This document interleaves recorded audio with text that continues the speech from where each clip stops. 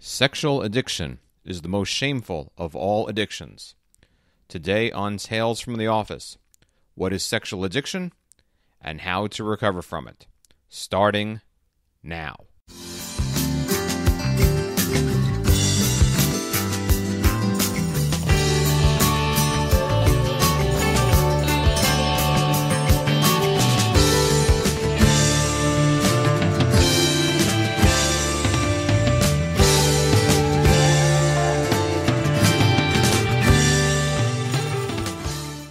Welcome to Tales from the Office.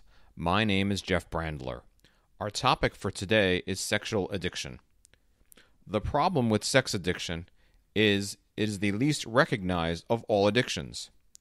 We have great compassion for people's drinking and drugging, etc. When celebrities or athletes come out to discuss their history with these addictions and their stories of overcoming it, we praise them. We marvel at their courage. We admire their ability to look at death and come back.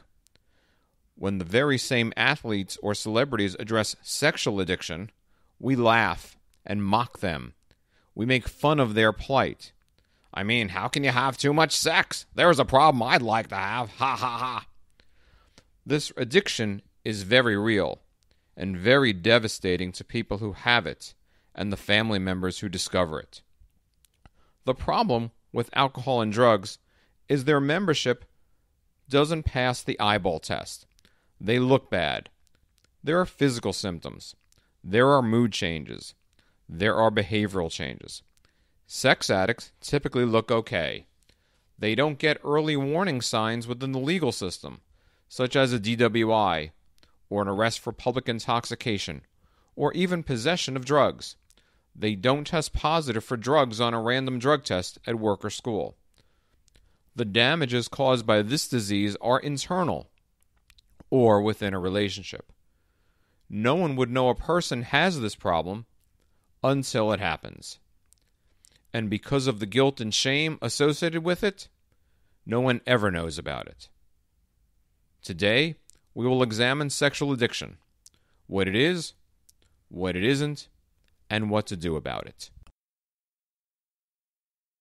What is sexual addiction? The easiest way to describe sexual addiction is to define addiction. Addiction is a primary, chronic, progressive disease which affects the person physically, mentally, emotionally, and spiritually. A person with addiction has a loss of control, a high potential for relapse, impaired judgment, thinking, and actions. Addiction will affect a person's life, lifestyle, family, job, self, and self-esteem.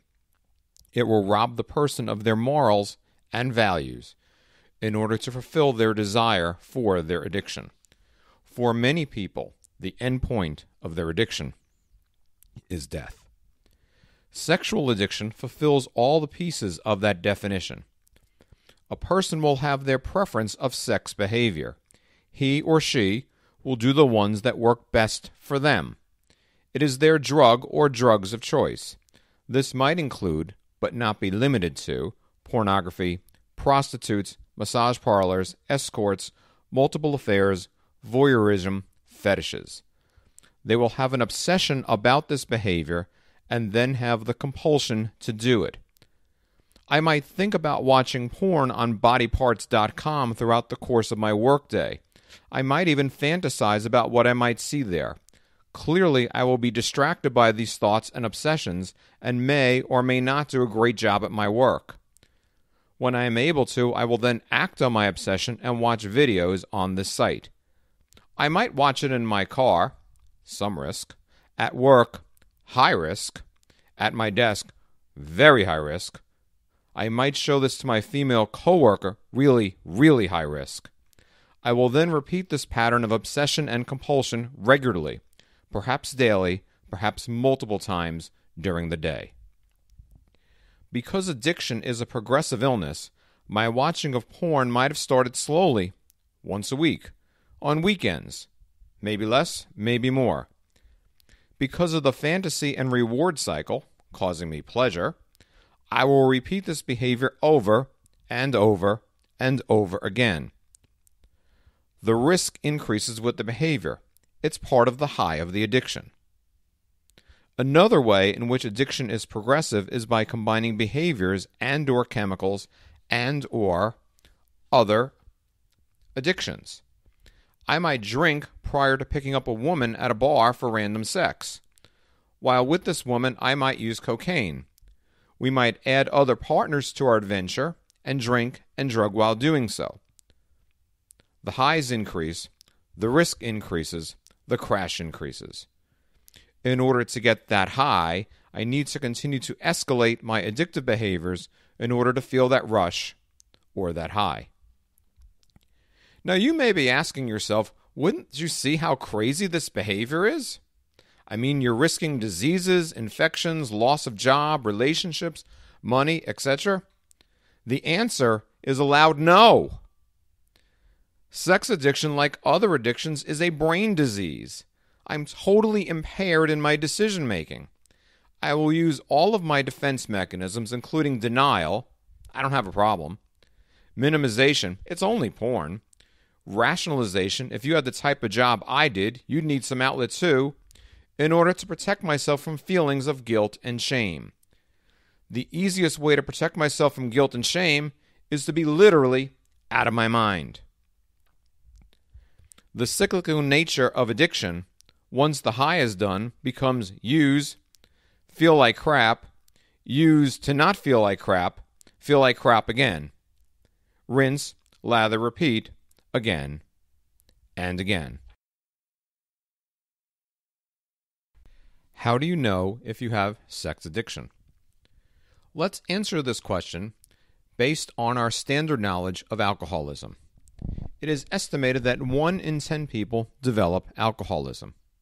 If you are at MetLife Stadium that holds 80,000 people, you can estimate that there are roughly 8,000 alcoholics there. That does not mean that 72,000 people are not consuming alcohol during a Sunday football game. Many of them do quite nicely and successfully, and are happy watching a game and having no problems with their drinking. What separates out the haves from the have-nots is not how much they drink, although that's a factor, but what happens when they drink. Bill might get blotto drunk during tailgating, puke his brains out, and enjoy a day of football. Bob may get blotto drunk at the tailgate and might not go into the game. He might decide to drive in order to get more beer, get into a car accident, and get a DWI. Bill and Bob are very different in their behaviors and their consequences. If this is a pattern of Bob's, it is likely he has an addiction. With sex addiction, it is exactly the same. Nearly half of internet users watch porn. However, the National Council on Sexual Addiction Compulsivity estimates that 6 to 8% of Americans are sex addicts. So let's use some round numbers, and let's call that 1 in 15. But who is the 1 in 1 in 15? It's not like they're going to wear name tags that says sex addict on it. Sex addicts, like other addicts, are diagnosed by the others around them before they are diagnosed by themselves or by treatment providers. So the others around them have lots of information. If you are in a relationship and have a partner that you are concerned about, then I'm talking directly to you right now. Does your partner constantly watch porn for hours and hours? Does your partner come home after a long business trip and acts funny? Does your partner disappear for periods of time during the workday and has some flimsy excuses for the disappearance? Does your partner continue to be out for happy hours, which turn into later and later and later hours? When you have addressed these concerns, have you heard any of these things? You're crazy. You have a wild imagination. If you're so concerned about our sex life, why aren't we having any? I can't believe you're hacking into my phone and my computer. Aren't I allowed to have some privacy? If you've heard any of these statements, or others like it, you have probably backed off. You doubted your instincts, and watch the behaviors continue. But you know deep inside that something was wrong. Perhaps since addiction is chronic, you've seen the same behaviors and had the same conversations. You will continue to have the same conversation with the same result until you are ready to have a different conversation. Once you arrive there, then you're ready to address the issue. In our technological world, there are many sites with quizzes to assess one's addictive behavior. Using a highly technical search in Google, quotations, "Am I a sex addict?" you will find 11 of these sites on page 1 alone. If you choose to delve into this topic further, you may encounter books and articles written by Patrick Carnes, Rob Weiss, and countless others who have written about sexual addiction. In fact, Carnes created the SAST, the Sexual Addiction Screening Test, which is a simple yes-no screening to assist family members, therapists, and people who may be concerned about their behavior. Oftentimes, however, the chronicity of addiction leads to consequences that are hard to not notice. The sexually transmitted disease, the arrest, the job loss due to violations of the company internet policy, and others. At that point, the person has way more motivation to seek treatment. Let's take a short break and then look at a case example.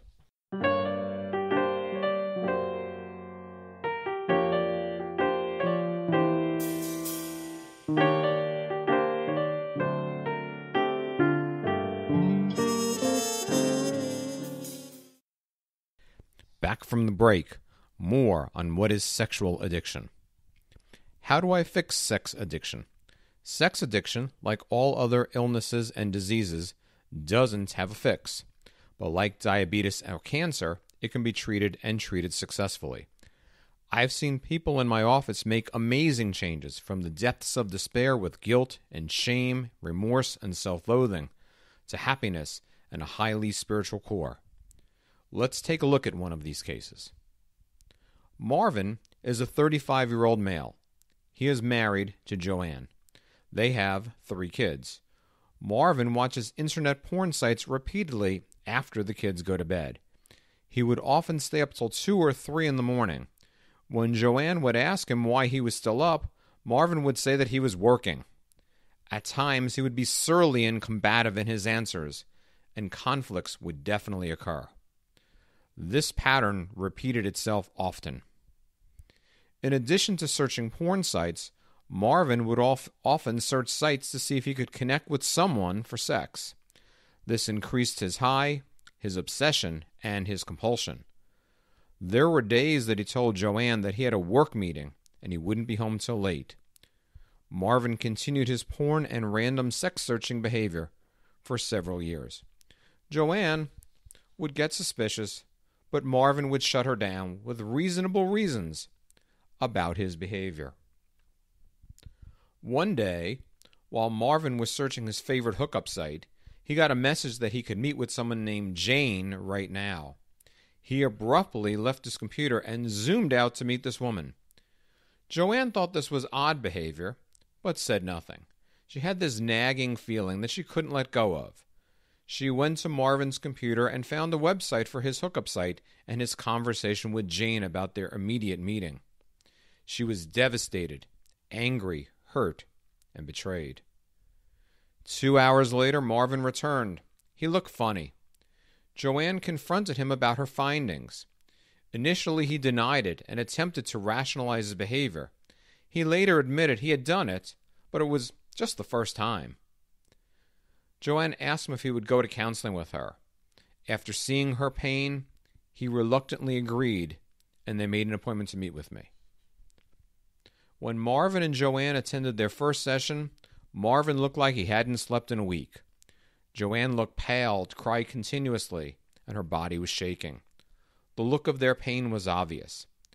They shared the history of the problem and the multitude of feelings that each of them had.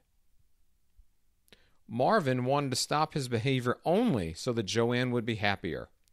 Joanne wanted to be happier, but knew that if Marvin did not stop his behaviors, their addicted cycle would continue. Marvin wasn't exactly honest in sharing his history, especially when he said he only went to the hookup site once, but he was willing to look at his behaviors and return. Due to some previous family history, Joanne was referred to a female colleague where she could work on those issues in individual therapy. She was invited to return for couple sessions on an as-needed basis. Marvin returned and was way more honest without Joanne in the room. He was willing to stop the porn and the hookups for 1 month. I asked him to get a porn blocker for his computer, which he initially balked at, but later was open to. He was asked to read Patrick Carnes' Don't Call It Love, which begrudgingly he was willing to do. Marvin and I continued to meet. At the 30-day mark, we reviewed our agreement. He had noticed some changes in himself. He was more relaxed, was sleeping better, and he was less angry. He had read the Carnes book and identified with some of the stories.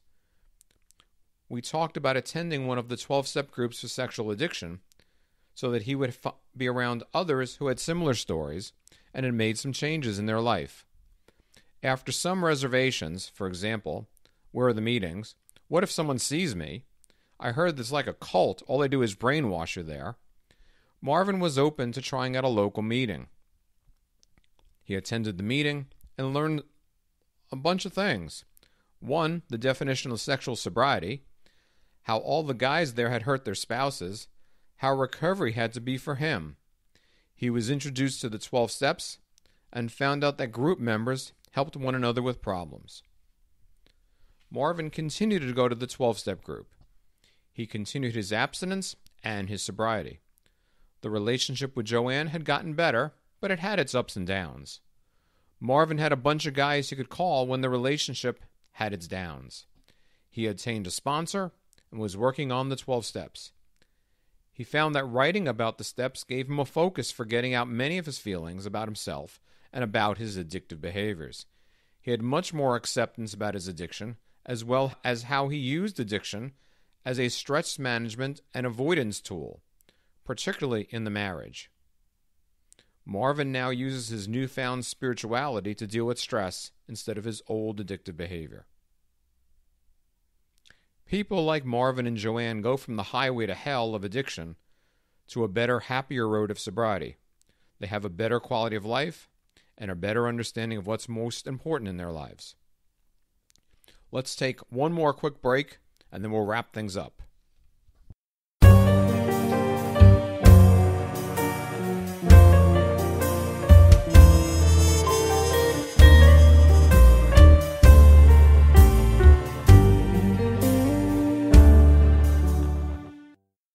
Thank you for listening to today's show about sexual addiction.